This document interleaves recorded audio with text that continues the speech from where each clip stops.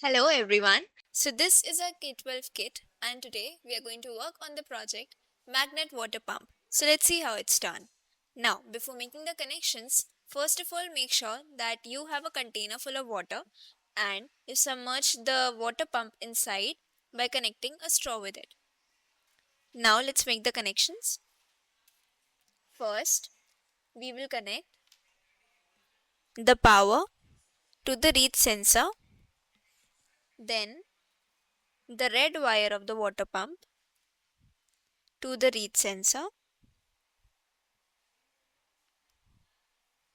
and then the negative of the water pump to the ground. Before making the connections fully, hold the straw on the container, on the rim of the container so that the water goes inside it. Now let's do it. Now let's try testing it with a magnet.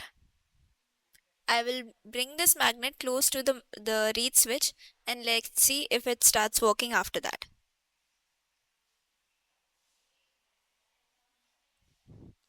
See how the reed switch helps the water to circulate.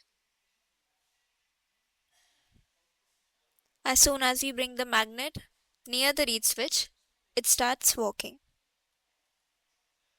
And this is how it's done.